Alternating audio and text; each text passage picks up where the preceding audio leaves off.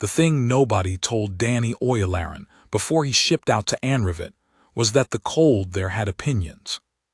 He had worked 11 winters on the Yukon Ridge Service, hauling snowmobilers out of crevasses and hypothermic hikers off the shoulder of the pass, and he had thought he understood cold the way a carpenter understands wood.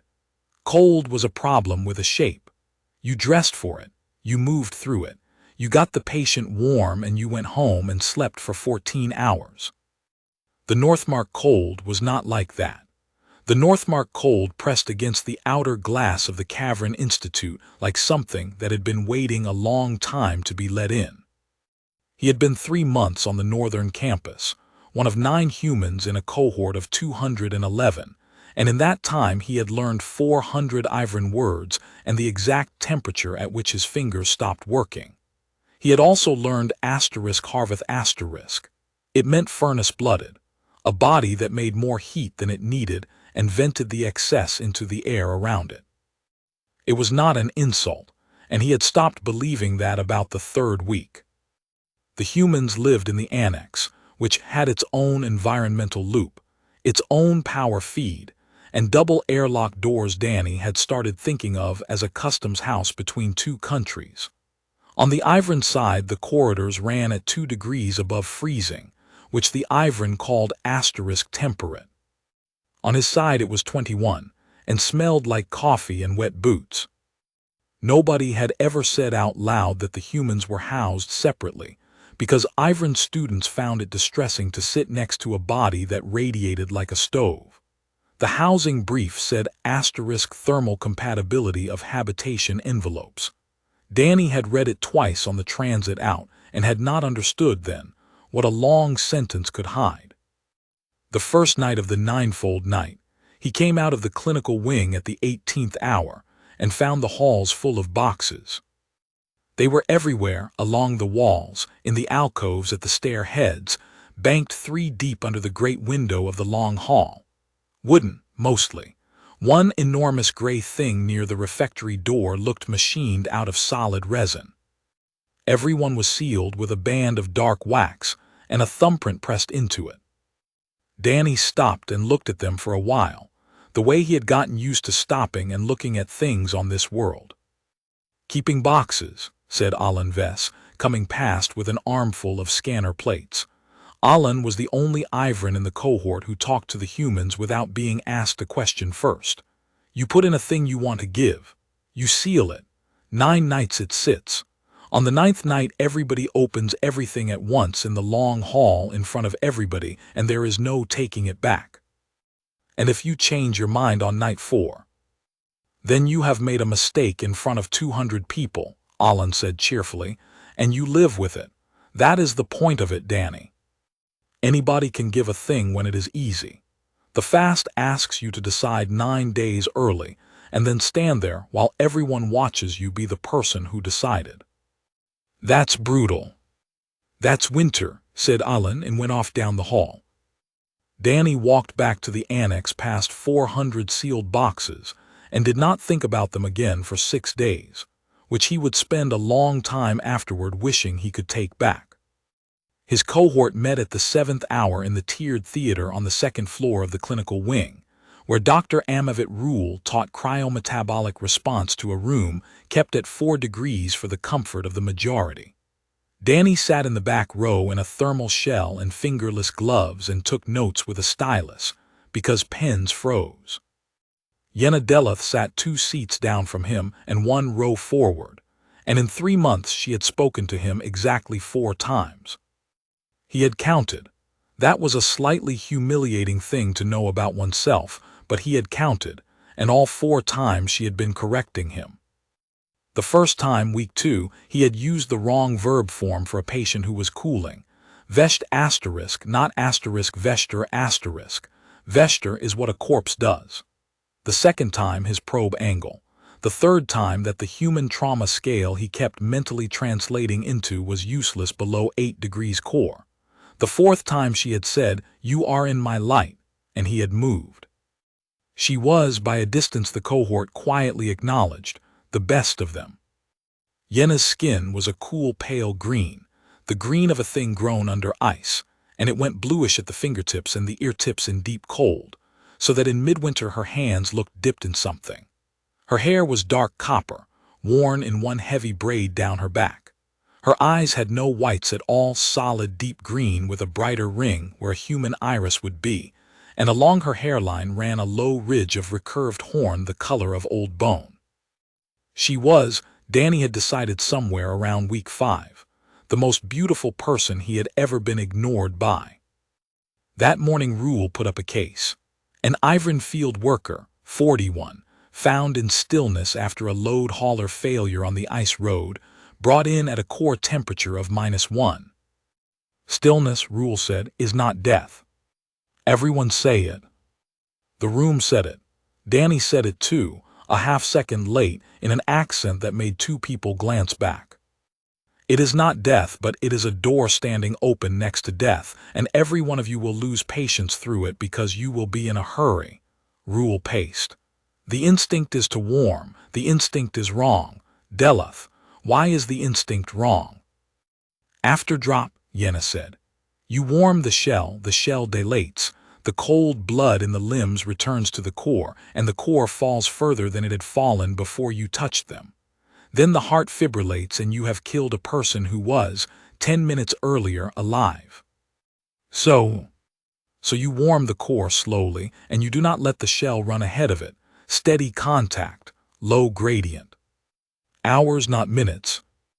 And the practical difficulty. Sustained contact heat is expensive, Yenna said. Cells run down. A rewarming bay draws 400 units an hour, and we have 11 bays for a campus of 2,000. Rule let that sit for a moment, then unexpectedly she turned. Oyalaran. Danny sat up. You are furnace-blooded. What is your core temperature? 37, ma'am, give or take. Somebody at the front made a small sound. It was not quite a laugh. 37, Rule repeated to the room, steady, self-regulating, fueled by porridge. She turned back to her display. Consider that, and consider it without the face most of you are making, and we will speak about it again another day. Danny felt his ears go hot, which on this world was a thing that could be seen from across a room. When the session broke, Yenna Deluth passed his row without looking at him, the way she always did, and he gathered his plates and went to the clinic to do his rotation. And that was night 1 and night 2 of the 9-fold night, and nothing whatsoever happened.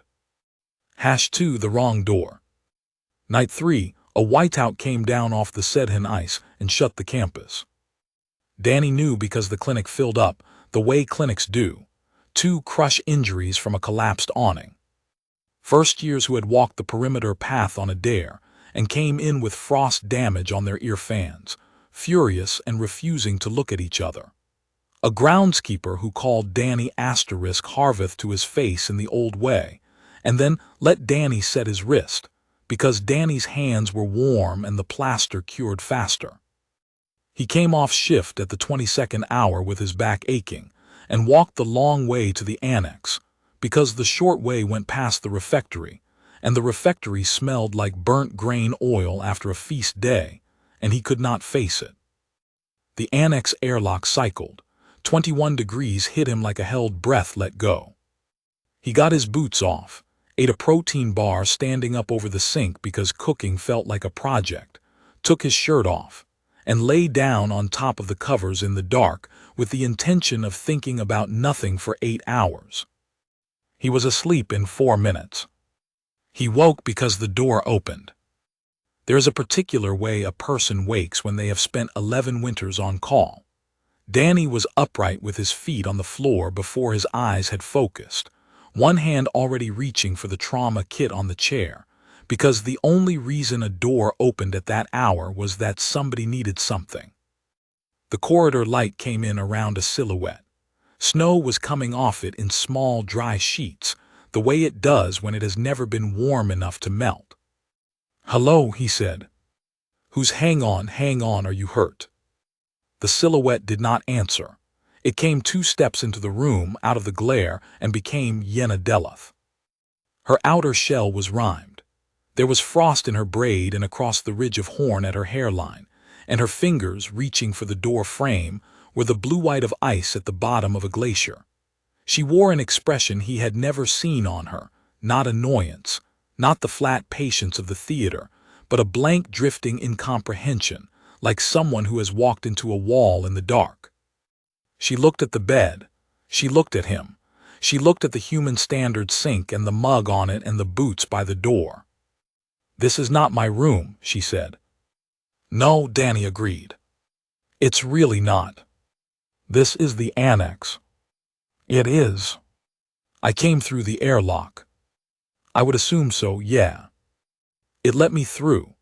Her ear fans, which had been flat against her skull with the cold, came very slowly up and then flattened again.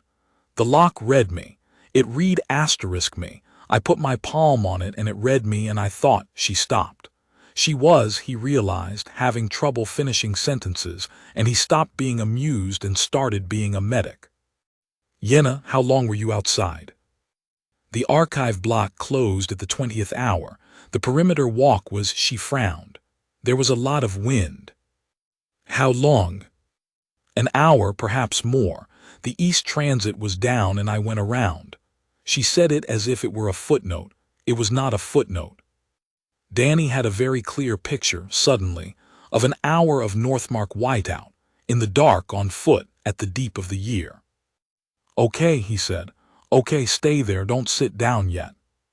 He got the door. He did not close it. He braced it wide open with the chair from under his desk, deliberately in her line of sight, and saw something in her shoulders unlock a fraction. Then he got the passive thermal blanket out of the annex kit, the kind with no element in it, and held it out at arm's length so she could take it herself rather than have it put on her. "This is passive," he said. "No element in it. It won't push heat into you, it'll just stop you shedding it." "Yes." She took it. Her hand brushed his, one fraction of a second, fingertips on the back of his knuckles. She went absolutely still. Danny had spent enough of his life with his hands on frightened people to know the difference between a flinch and whatever that was. It was not a flinch. She looked down at her own hand as if it had reported something implausible, and then she looked up at him, and her ear fans came up all the way and stayed up. "You are asterisk warm," she said. "I'm 37 degrees. I told the whole theater this morning." "Numbers," said Yenna Deluth, in a voice that had gone strange and low, dropping into a register that Danny did not so much hear as feel in his sternum, "are not the same as the thing." And then she did not move. She stood in the open doorway of a room that was not hers, with a blanket she had not asked for over her shoulders and frost melting out of her braid, and she did not move, and Danny understood, not all at once, but in a slow, appalled cascade, that she was not staying because of him at all. She was staying because the room was 21 degrees. He thought about the corridors on the other side of the airlock. 2 degrees, every hall and stair and dormitory on this campus, which was temperate, which was what a well-run institution provided. He thought about the fact that in 3 months he had never once seen an Ivran sit down anywhere and go loose. They sat upright. They kept moving. He had thought it was formality. It was not formality, it was arithmetic. Their bodies were running a small, constant subtraction, every hour of every day of their lives, and they had built an entire culture on top of the assumption that this was simply what being alive cost. Nobody on this world had ever been warm for free. "Yenna," he said carefully, "how long has it been since you were properly warm, not working warm, warm?" She did not answer for long enough that he thought she wouldn't. "There is a spring," she said at last, 900 kilometers south of here. My mother's family kept a house near it, and when I was small there was a pool of it under the rocks and you could put your arms in to the elbow." She had not taken her eyes off the middle of his chest, and Danny became aware, distantly and with some horror, that he was not wearing a shirt. "I have thought about that pool every winter for 22 years. "Right," Danny said. "I should go. You should sit down for 10 minutes, and then I'm walking you back." That is not, her ear fans went flat and then up again fast, a tell he had never learned to read and was learning right then. That would be improper, to sit. Because of the temperature. Because of the asterisk temperature asterisk, yes. She said it sharply, and he had the sense that the sharpness was aimed inward. Do you not understand what your rooms are? A body that gives out heat it does not need, freely, to anyone standing near it. On this world that is, she stopped again. Say it. It is the sort of thing, Yenna Deleth said, that we do not have a polite word for. Which is why we invented an impolite one. Danny sat down on the end of his bed so that he was lower than her, and put his hands on his knees where she could see them, and did the only thing he had ever really been good at, which was to be boring at people until they stopped being frightened. Okay, he said. Then here's what's true. I'm a medic. You came in off an hour of whiteout with blue hands, and if you walk out that door in the next 10 minutes I'll spend the night wondering whether I let a classmate go into stillness in a stairwell because I was worried about being improper. So sit in that chair, keep the blanket, keep the door open, and yell at me tomorrow. I'll take it.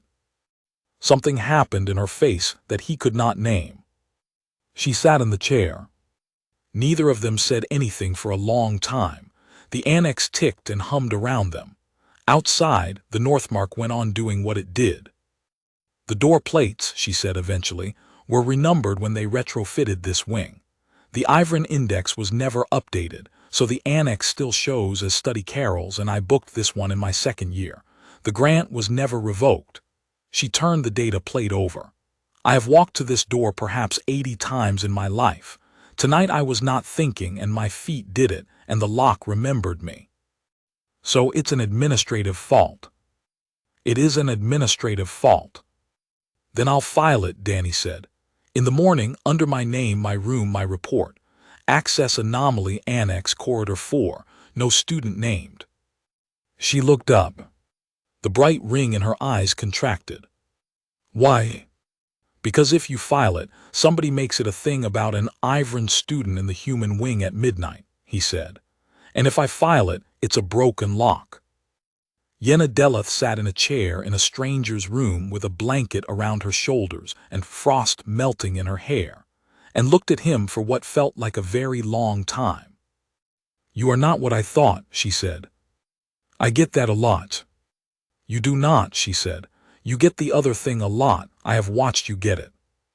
He walked her back at the 24th hour, both of them shelled and hooded, through the airlock and into the 2-degree dark of the Ivran wing, where the keeping boxes stood in their ranks along the walls, with the wax seals dull in the low light. At her stare she stopped and handed him back the blanket, folded precisely in eighths. Oyalaran. Danny. Oyalaran, she said, and he decided not to push it. The verb I used earlier, veshed asterisk when I said the lock read me, it was the wrong form. It should have been asterisk veshed in asterisk, the form for a thing that acts without being asked. Her ear fans lifted. I thought you would want to know since you keep a list. Then she went up the stairs, and Danny stood at the bottom of them in the cold for slightly longer than was sensible, holding a folded blanket. #3 the morning after. He filed the report at the 6th hour. Access anomaly, corridor 4, stale grant on a retrofitted door plate, recommend audit of the block. He wrote it flat and boring, put no name in it but his own, sent it to facilities and to Provost Havornsesk's office because the form demanded a second recipient, and then went to the theater and prepared to be ignored for the rest of his natural life. Yenna did not ignore him. She was already there when he came in, which was new. She had her plates spread out and did not look up when he passed, but 2 minutes into Rule's opening she leaned back very slightly and said, at a volume calibrated to reach exactly 1 row behind her and no further. 37 constant. Danny leaned forward. Within about half a degree. Goes up if I'm sick, down a bit when I'm asleep. When you sleep, you continue to produce. Yeah. Without eating. Well off the last meal, but yes. Continuously. There was a pause. Rule was drawing a perfusion curve on the display. That is obscene, said Yenadeloth. I've been told. I do not mean it as the word is used here. She still had not turned around. I mean that I have spent 4 years on the problem of holding a core at 11 degrees for 6 hours with the power budget of a district hospital, and you did it in your sleep last night for free, and you were not even trying. To be fair, Danny said, I'm not much good at anything else. That, said Yenna, is almost certainly a lie, and I intend to establish which parts. Rule said, Deloth, Oilaran, if the two of you have solved the afterdrop problem at the back there, the theater would be glad to hear it. Not yet, Yenna said without a flicker. Danny got through the rest of the session without hearing a word of it. Tessin Deloth found him at midday, outside the refectory, in front of the stacked keeping boxes. Danny had met Yenna's brother twice. A junior proctor, 6 years older, broader through the shoulders, with the manner of a man given a small amount of authority in an institution he loves and deciding to be a wall for it. He was not a cruel person. That was almost the problem. Cruel people were easier. You filed a report this morning, Tessin said. I did. On a door. On a lock fault, said Danny, corridor 4. There is no fault in corridor 4. I checked the log. There is a valid grant, correctly issued, belonging to a student in good standing, exercised at the 23rd hour. Tessin's ear fan stayed flat. So either you filed a false report, which is a matter for the provost, or you filed a true one in a way that hid something, which is a matter for me. Danny looked at him for a moment. Your sister walked an hour through a whiteout because the East Transit was down, he said. She got to a door her hand still opens and went through it because she was too cold to think. That's the whole of it. I filed it as a lock fault because that's what it is, and because I've been here 3 months and I already know what story this campus would rather tell. And what story is that? You know what story? Tessin's jaw moved. You are a guest here. Yeah, Danny said, I know. You do not know. You believe that you know. The proctor stepped closer and dropped into that low register, and this near it was a pressure under the breastbone. There are 2,000 people on this campus and 9 of you, and every one of the 2,000 can feel you from a meter away. Do you understand that we can smell the heat coming off you? That no door here is thick enough that a room with a human in it does not announce itself? No, Danny said. I didn't know that, thank you for telling me. That seemed to knock something out of alignment. Tessin straightened. My sister, he said, is the finest cryometabolic mind of her generation, and she has spent 11 years being told she is only the finest because she is a Deloth. She cannot afford a rumor. Not one. Not the smallest. Then we agree, said Danny, and my report is filed the way it's filed. Was there anything else? There was a long, cold pause. You should not have needed to be told about the smell, Tessin said at last, and it came out almost as an apology, which Danny would think about later. That is a failure of hospitality. He walked off past 400 sealed boxes. Danny stood there a moment longer and, because his eye had nothing else to do, read the label on the great gray resin crate by the refectory door. A deep store manifest tag, not a gift tag. He picked out the word for *reserve and the word for *9*, and thought, that's somebody using the fast as free warehousing. Then he went to his rotation and forgot about it for 3 days. #4 nights 4 and 5. On night 4, Yenna Deloth came to the annex on purpose, in daylight, through the front, and signed the visitor plate with her full name in a hand you could have read from the far end of the hall. The light in the annex common room, she announced to the 4 humans sitting in it, is better.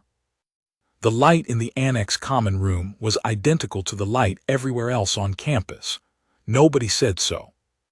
Nadia Brandt moved a stack of plates off the second chair, and Sunil Rao offered her a mug of something, and she looked at it for a long moment before saying, with great care, "What temperature is that?" 60, said Suno. 65. No, said Yenna. Thank you, absolutely not. She sat with her back very straight for about 40 minutes. Then, in increments she clearly did not authorize, her shoulders came down. At the 50th minute she took her outer shell off and folded it over the arm of the chair, and Danny, pretending very hard to read a perfusion paper, watched the blue go out of her fingertips for the first time since he had met her, and had to go and look out of the window for a while. She came back on night 5, and on night 5 she brought work. Trauma triage, she said, putting a plate in front of him. Yours, the mass casualty protocol, you have a scale. Everyone's got a scale. Everyone has a scale that is wrong here. Yours is wrong in an interesting way. Explain it to me and I will tell you where it breaks. So he explained it to her. Red, yellow, green, black, walking wounded to one side, the brutal, necessary arithmetic of who you touch first when there are 40 of them and one of you. She listened the way she did everything, which was completely. Black, she repeated. Expectant, the ones you can't save with what you've got. And on this world you would put every stillness case in black, because on your scale they are not breathing and they have no pulse you can find. Yeah, said Danny, I would have. First month I would have. It's the first thing I got wrong here and the worst. It is not a small thing to say out loud. It's not a small thing to have thought. Yenna pulled up a curve. Here, this is why your scale breaks. Ivran stillness is not a rest, it is a controlled shutdown, and it holds for 4 to 9 hours depending on the individual and the ambient. Inside that window a body is recoverable at about 80% asterisk if asterisk the rewarm gradient stays under a quarter degree in 10 minutes. Above that, she flicked her fingers, afterdrop, arrhythmia, and a black tag you made yourself. A quarter degree in 10 minutes, Danny said. That's nothing. That's less than nothing. What produces a gradient that low? A rewarming bay, said Yenna, which draws 400 units an hour, or a great many hot rocks and a great deal of luck. Danny looked at the curve for a while. Or a person, he said. She went still. Skin contact, he said slowly, thinking it through as it came, with something that holds a hard 37 and self-regulates. Wrapped, insulated, no active element. You'd get what? A gradient of about 1/5 of a degree in 10. Slower at the start because you'd be warming the wrap first. That's inside your window. That's inside your window with room. Yes, Yenna said. You already knew that. I have known it, she said, in the way one knows a fact since I was 19 and read a paper on comparative thermogenesis, and no one has ever done anything with it, because to do anything with it you would have to say a sentence out loud in a room full of Ivran. Her ear fans came up and stayed up. The sentence is, a human being could hold one of us alive. Say that in the long haul and see what happens to your funding. That's insane. That is a culture, said Yennadeloth. Yours has some too, I imagine. Danny did not have a good answer for that, so he made her another cup of the tea she'd eventually accepted, which he had learned to brew and then leave standing until it went unpleasantly tepid, at which point she pronounced it acceptable. They worked until the 2nd hour. Somewhere around the 23rd she stopped mid-sentence and said, the clinic store. On the 3rd night I passed it. There were crates in the corridor.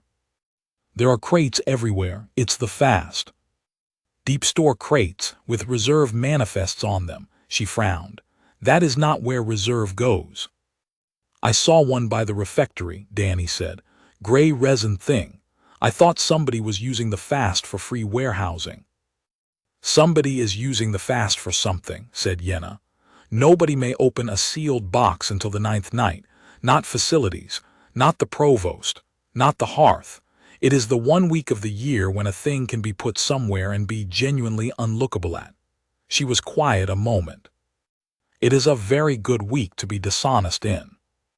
#5 What the boxes weighed. Night 6 of the 9-fold night, Danny carried a crate. It was not a heroic act. The clinic was rotating winter stock and the lift in the west stair was down, and he was the largest person on shift and the only one who did not have to conserve heat, so he carried crates, which is what medics do when there is no one bleeding, up 4 flights twice. On the second trip, he stopped on the landing with the crate on his hip and thought distinctly, "That's wrong." He had spent 11 winters carrying loads, and a body knows what a load is. Every paramedic alive has known something about a mass before their eyes caught up. The tag said reserve heat cells, 8 units, deep store.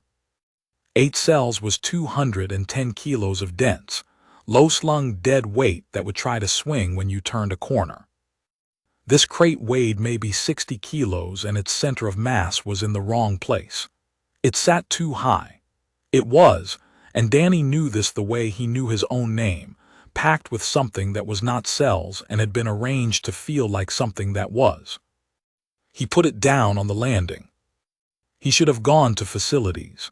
He went instead down 2 flights to the deep store bay, where the ranked crates of the campus reserve stood in the cold under a hanging lamp, 60 of them, 70, with the wax of the fast pressed over every seam. He walked the row and put his hand on each one and pushed. They rocked. 210 kilos does not rock. 210 kilos sits on a floor like a geological event. Danny went down the whole row, 60-odd crates of the winter reserve of a campus of 2,000 people at the deep of the Northmark year, and every single one of them rocked under his hand like an empty wardrobe. He stood in that corridor for a while with his heart going. Then he went to find someone to tell. Provost Havornsesk was a small, tidy, tired-looking man with gray at his temples and a genuinely kind manner, which Danny would later decide was the single most useful thing he owned. "Crates," he said. "The reserve crates, sir, in deep store. I carried one and the mass is wrong, so I went down and checked the row and they're all wrong. They're ballast. Something's in them, but it isn't cells." "You checked the row." Sesk's ear fans did something complicated. "Did you break a seal?" "No, sir, I pushed them." "You pushed them?" Sesk sat back. "Oilaran, it is the 5th day of the fast. You are a guest of this institute and you have been here for a season, and you have just told me that you went into a sealed store during the ninefold night and put your hands on the campus reserve. I know how it sounds." "I do not think you do."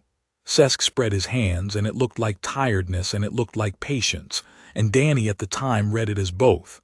"The cells were logged in on the 12th of last month by the master of Hearth herself. There is a manifest, a countersign, a seal. The plant has been running since before you were born. What you describe is not possible, and the version of it that is *possible is that a tired man carried a repacked crate and reasoned outward from there." "Then let's open one," said Danny. "Nobody opens anything until the 9th night," Sesk said. "Not facilities, not the Hearth, not me. That is not a policy of mine to suspend." He softened. "Go and sleep. You have been on rotation 11 days out of 12. I do check. On the 9th night the store opens with everything else and you will feel foolish, and I will not mention it again." Danny went to the door. "Sir, if the plant goes down and the reserve isn't there?" "Then I would be a criminal," said Provost Sesk pleasantly, "and you would be a hero, and neither of those things is going to happen. Good night, Oilaran." 3 hours later Tessin Deleth cited him for unauthorized entry to a sealed store during the fast. A formal citation, correctly filed, wholly justified. He served it in the annex corridor with his face like a closed door. "I have to," he said. "I know. You went into the deep store." "Yeah." "Why?" Danny was very tired. "Because the crates rocked," he said, "and I've been carrying loads since I was 19, and my hands are the only part of me anybody on this campus has ever wanted, so I used them." Tessin looked at the citation plate in his hand. "That was an unkind thing to say," he said, "and I am not certain it was untrue," and he left. #6 Night 6.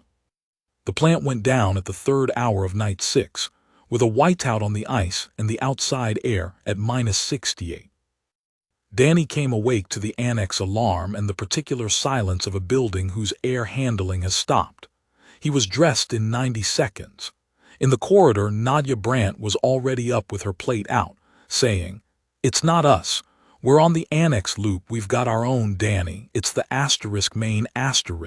It's the whole main." He got to the airlock and put his hand on it and felt the cold coming through. The Ivran wing had been at 2 degrees. Without the plan, it would take about 4 hours to fall to 20 below and about 10 to reach equilibrium with the outside. And equilibrium with the outside was -68, and there were 2,000 people in it. He hit the emergency channel. The clinic was already screaming. What Danny remembered afterward of the first 6 hours was not continuous. It came in pieces, the way bad nights always did. He remembered the long hall filling up, because the long hall was central and had the least outside wall, and remembered the keeping boxes being shoved aside in their hundreds to make floor space, wax seals cracking under boots, 9 days of carefully considered gifts kicked into the corners by people trying to get their grandmothers indoors. He remembered Master of Hearth Torval Ann, an old woman with a burned scar down one side of her face, standing in front of the dead plant with a manifest plate in her hand, saying the same 3 words over and over in a voice with nothing in it at all. "They are empty. 62 crates. 11 weeks of reserve." He remembered Provost Sesk not being anywhere. He remembered the first stillness case at the 5th hour, a technician who had been on the roof line when the plant dropped, and the obscene relief of a problem he actually knew how to solve, and the way that relief curdled when the second one came in, and then the 4th, and then the 9th. And he remembered Yenna Deluth arriving in the clinic at the 6th hour with her shell open and her braid coming apart and her plate in her hand, walking straight past 3 senior clinicians to him, and saying, "11 bays. We have 11 bays and 40 units an hour of reserve draw, and I have counted 91 people in this building already at risk of the threshold. Oyalaran, say the sentence." He knew exactly which sentence. He looked around the clinic, at Rule, at the 2 floor leads, at 9 humans out of 2,000, at a room going cold. "You need bodies," he said. "Every human on this campus stripped to the waist under a wrap with an Ivran against them, inside the hour. It'll hold about 1/5 of a degree per 10 minutes, which is inside your window. There are 9 of us, so 18 at a time in rotation. That is not enough. It is more than 11 bays." The clinic went absolutely silent. "That is," one of the floor leads started. "Say the rest of it," said Yenna, not to him, to the room. "It is indecent," the floor lead said. "Yes," said Yenna Deluth. "And in 4 hours it will be the reason your daughter is alive, and you will decide now, in front of me, which of those 2 facts is the larger." Dr. Amavet Rule put down the plate she was holding. "Do it," she said. #7 The meltdown. 9 humans, 2,000 Ivran, 68 below outside and falling. They set up in the long hall, because it was the warmest room left and the only one big enough. They pushed the tables to the walls and laid out wraps in rows on the floor, and the 9 humans of the Cavern Institute cohort took off their shirts in front of 2,000 people and lay down and let strangers be put against them. Danny worked 40 minutes on and 20 off, the rotation Yenna calculated and enforced with a chronometer and an expression that ended arguments. 40 minutes with an Ivran body against his chest under a passive wrap, holding still, breathing slow, feeling the cold of them come into him like water into a hull. 20 minutes eating whatever was put in his hand, 4,000 calories a day and not enough, and then down again with someone else. The first one he held was a girl of 19 from the metallurgy faculty whose name he never learned, and she came back at the 4th hour of it with a sound like a gasp played backwards, and her mother, who had been sitting against the wall for 4 hours without moving, made a noise Danny would hear for the rest of his life. The 8th one he held did not come back. By the 2nd day, he had stopped being able to feel his own hands properly, which was a bad sign in a man whose job was heat. By the middle of the 3rd, his temperature had dropped 4/10, and he had slept so little that he had started to see small movements at the edge of his vision. Birds, mostly. There were no birds on Anrivet. The other 8 were the same or worse. Sunil Rao held a child for 11 hours and then walked into a door frame. Nadia Brandt developed a tremor she could not stop and lay down anyway. Sometime in the deep of the 3rd day, night 8 of the ninefold night, though nobody was counting the fast anymore, Danny went out to the west stairwell to be somewhere with no people in it for 90 seconds and sat down on the 3rd step and did not get up. It was not a decision. He simply arrived at the bottom of himself and found there was no more, and sat on a freezing stone step in the dark with his forearms on his knees and shook, hard, in long waves that had nothing to do with cold. He thought about the 8th one. He thought about 1,100 people in that hall and 9 of him. He thought, with a clarity that frightened him, that in 90 seconds he would have to go back in and lie down and be a piece of equipment again, and that he did not know how. He heard the door and did not look up. Yenna Deleth sat down on the step beside him, not near him, beside him so that her shoulder was against his arm. "I am not going to tell you that you are doing well," she said. "Good. You are doing a thing that cannot be done at a rate that cannot be sustained, and every hour you do it the arithmetic gets worse, and there is no version of this in which you are not, at the end, badly damaged." Her voice was very level. "So I will not tell you that you are doing well. I will tell you that I have counted, and it is 206. Danny lifted his head. 206 people are alive in that hall, Yenna said. Who would not be, if you had not said a sentence out loud in a clinic? There's 140 in the north wing we can't get to. Yes. And Alan's grandmother is. Yes, she let that sit. Both of those things are true and neither of them subtracts from 206. You are a medic. You know this. You have simply stopped being able to do it for yourself, which is what happens on the 3rd day in every service on every world. He put his face in his hands. "I've got nothing left," he said. "I know. I mean it. I'm not fishing. There's nothing in there." "I know," said Yenna Deleth. "So I will sit here for 6 minutes, which is what you can afford, and you will not talk, and then I will take you back in, and you will do it anyway, because that is the only kind of person who has ever been any use in a winter." She stayed, her shoulder stayed against his arm. At some point in the 6 minutes she put her hand flat on the back of his neck, where the heat came off him worst, and left it there, and neither of them said anything about it at all. Then she stood up and pulled him to his feet, and they went back in. #8 The North Wing. The North Wing had 140 people in it, and no way to reach them. It was the oldest block on the campus, joined to the main body by an above-ground transit bridge that had gone down with the plant, and a service tunnel that had filled with drift when the roof line went. On the 3rd day the North Wing's local loop failed, and by the 20th hour its interior would be at ambient, and ambient was -68. They gathered in the long hall around a plan of the campus.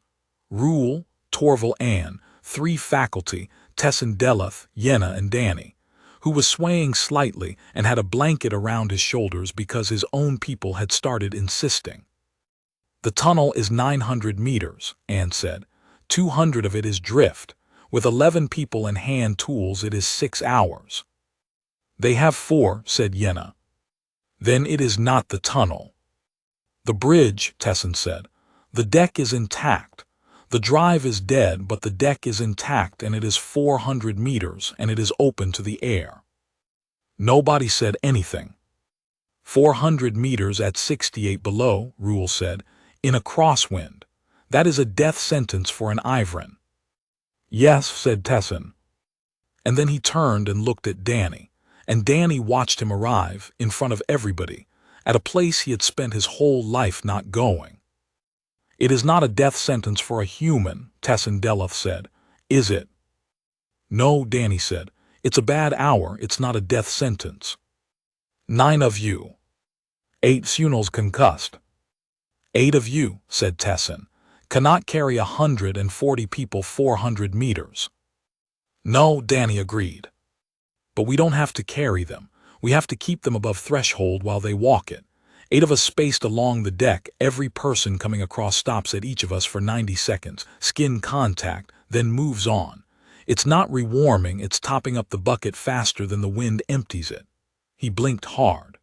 The maths would work, but we'd have to stand out there 4 hours, and none of us can do 4 hours at 68 below. How long can you do? 40 minutes, said Danny. Maybe 50, then I'd be the patient. Then we require 32 of you, said Yenna, and we have 8, and this is the point at which the arithmetic is supposed to stop us. She put her plate down on the table. It does not stop us, she said. Because there is a 4th term nobody in this room has said, and I am going to say it now, and my brother is going to hear it. We are cold adapted, which is not the same as fragile. An Ivran in a passive wrap, pre-warmed against a human body to a core of 32, has 11 minutes on that deck before threshold. 11 minutes is enough to walk 400 meters, so the line does not have to be human. Her ear fans came up. The line has to be *warm*. We go out in pairs, one of us, one of you, one wrap between them, and we rotate, and we do it 30 times. Torval Ann, the master of hearth, looked at her for a long moment. Girl, she said, you are proposing that this institute put its students out on that bridge in the arms of the Harveth, in front of everyone, for 4 hours. I am. They will say things about you for 20 years. Then they will be saying them, said Yenna Deloth, about a woman with 140 living witnesses. They did it in the dark, because there was no other kind of hour left in the ninefold night. Danny stood at Station 4, 200 meters out on an unpowered transit deck in a crosswind off the Sedhin ice at -68, the wind chill unmeasured because the instrument had frozen. He wore an insulated shell open down the front and nothing under it, and he stood with his back to the wind and his arms out, and every 90 seconds a person came out of the dark and stepped into them. He held 140 people that night, in some order he could never afterward reconstruct. Old men, a woman with a baby inside her own shell, whom he held for 180 seconds instead of 90 and would do again. Alan Vess, crying and unable to wipe his face because his hands were in his sleeves, saying, Danny, my grandmother is at Station 1, and Danny saying, then she's already across go. He did 51 minutes and was pulled off the deck by 2 proctors and replaced by Nadia Brandt, and he was in the warming hall shaking under 4 wraps when they brought the last of them in. 138 out of 140. He was not proud of how long it took him, later, to be able to think about the 2. But what he mostly remembered of that night was Yenna Deloth coming in off Station 3 with frost across the ridge of her horns and her lips gone the color of deep water, walking the length of the long hall in front of 2,000 people and putting her hand flat on his bare chest, palm open. The oldest and most obscene gesture her culture had, a person taking heat from another person, freely given, where anyone could see. Nobody made a sound. Then Master of Hearth Torval Ann, 71 years old, walked out of the crowd and did the same thing to Nadia Brandt, and after that the hall came apart. #9 The 9th night. They opened the boxes on the 9th night, because it was the 9th night, and because in 2,000 years the Ivran had never once not opened the boxes. It was not a feast. The plant was still dead. The campus ran off the annex loop and 6 borrowed cells from a mining concern 9 hours south, and the long hall was full of wraps and field cots and people sleeping on the floor. But at the 9th hour Master of Hearth Torval Ann stood up on a table and said the words, and 2,000 people knelt in the wreckage and cracked the wax on 9 days of decisions made before any of this happened. Danny got 3, he had expected none. Alan Vess had given him a bottle of something appalling with a note that said asterisk for when you can taste again. Nadia Brandt had given him socks. And somebody had left an unlabeled box outside the annex door on the second night containing a single hand-knitted glove, human-sized, with a card. We do not know how you keep them uncovered. The refectory staff. And then, when the giving was done, Torval Ann had the deep store crates carried into the long hall and set down in the middle of the floor, 62 of them, and broke the seals herself in front of everybody. Ballast, sand and pressed fiber, and in 4 of them, broken plant housing from a refit 11 years old, packed carefully to sit high so the crates would feel right on a lifter. She read the manifest out loud. She read the countersign, the transfer authority, the routing, and the name of the brokerage on the southern coast that had taken 62 units of high-density reserve at a little under half of market across 4 months. Then she read the signature at the bottom of every transfer, and it was not hers. Provost Havorn Sesk had left the campus on the second day of the failure on a medical transit with a documented cardiac event. They found him in a residential block in the south in the 11th week. That was all a long way from the long haul, and it was not, in the end, the part that mattered. What mattered was what Torval Ann said afterward, standing on the table with the ballast at her feet. "A man robbed us," she said, "and he could do it because our custom made a week in which nothing may be looked at, and we did not think anyone would use it. That is a fault in us. We will fix it, and it will take 3 years and be tedious, and I do not want to talk about it tonight. I want to talk about the other fault. 62 crates sat in the deep store for 4 months and no iron hand ever touched them because a sealed thing is not looked at. A human carried one up 4 flights and knew. He came to us and said the crates are wrong, and we told him he did not understand our institution." Her scarred face did not move. "He was correct, and he was made ashamed of it, and a citation was filed, and it will be struck from the record tonight with an apology in my own hand. We housed them apart from us. We told ourselves it was envelopes and loops and engineering. It was not. We did it because we did not like to be near them, and we did it for 11 years, and then a winter came, and we found out what we had been keeping on the other side of a door." She looked down at the hall. 206, she said, and 138. I will not stand here and say a fine thing about it, because a fine thing is cheap. So instead, from the 1st of the new year the annex is closed, its people are moved into the residential blocks, and the blocks are rezoned into shared wings at 14 degrees. Anyone who does not wish to live in one may apply to me personally and explain why. She got down off the table. Later, Tessin Deluth found Danny by the window with a bowl of grain paste, and stood next to him for some time without saying anything. "I filed that citation because it was correct," he said eventually. "I know. It was correct and it was the wrong thing to do, and I have been trying for 2 days to understand how both of those can be true, and I cannot." He turned the plate over in his hands. "You said something to me about your hands, outside the annex. I was tired, it was a cheap shot." "It was accurate," said Tessin. "I would like to be told at some point what else you are good at, not tonight. I am not ready to be pleasant to you tonight." And then, after a moment, in a completely different voice, "My sister put her hand on you in front of 2,000 people." "She did.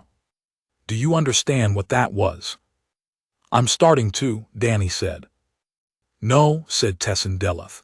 "You are not, but you will." And he went away, and it was, Danny thought, as close to a blessing as anybody was going to get out of that family. #10 She knocks. The last night of the ninefold night ran out at the 4th hour, the way it does, without any particular ceremony. Danny went back to the annex because his things were still in it, and because for 3 more weeks it was still, technically, his room. 21 degrees, the mug on the sink, the boots by the door. He had lost 6 kilos. He could not fully close his left hand, and the walls seemed to be very slightly breathing. He sat down on the end of the bed and did not lie down, because lying down felt like a commitment he was not ready to make. There was a knock at the door. It was such a small sound, and it stopped him so completely, that he sat there for a full second before he understood why. Nobody knocked on this world.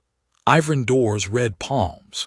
In 3 months he had never once heard a knock in this building, and there was exactly one person on this campus who would have thought about that, and thought about what it would mean to do the opposite of what she had done on night 3 and gone to the trouble. He opened the door. Yenna Deluth stood in the corridor in a plain shell, with her braid redone properly and the blue gone from her fingers, holding a keeping box.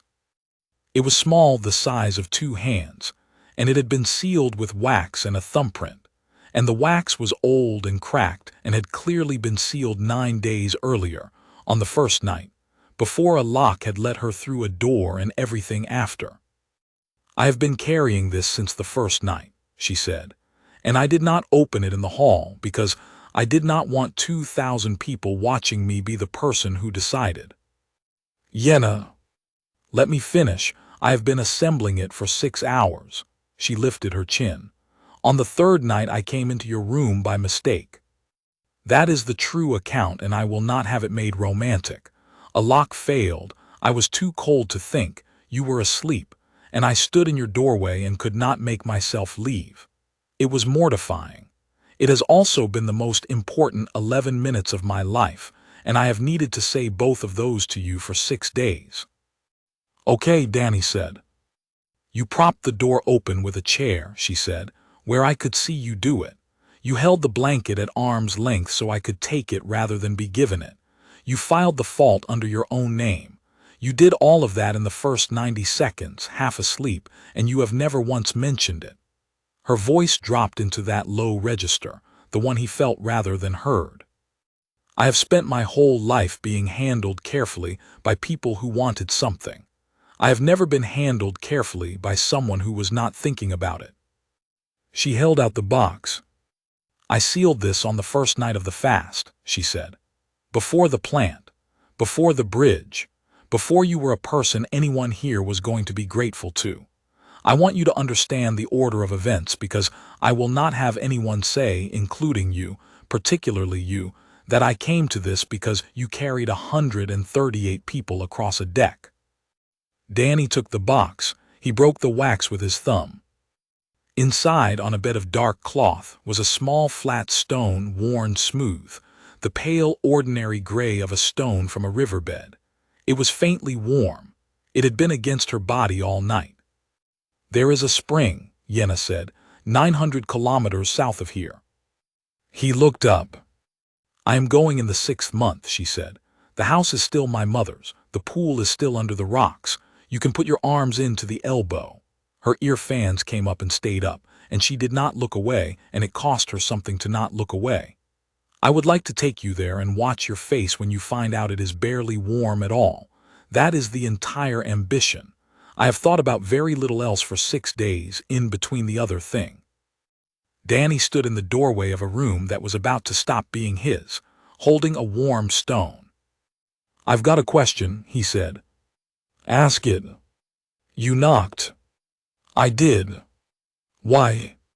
"Because on the 3rd night I came through your door by mistake," said Yenna Deluth, "and I have found that I would like, very much, to be let in on purpose." He stepped back and held the door. She crossed the threshold of his room for the 2nd time in her life, and this time she was not frozen and she was not lost, and nobody's lock had failed. And she stopped in front of him and put her hand flat on his chest the way she had in the long hall, palm open, taking heat that was freely given. "You are still obscenely warm," she said. 37, said Danny, "give or take." "Numbers," said Yenna, "are not the same as the thing." He put his hand over hers. Outside, the Northmark went on doing what it did, and the wind came down off the Sedhan ice, and the 9th night ended, and the new year came in cold and clear, over 2,000 people sleeping in a hall. The door swung slowly shut behind them,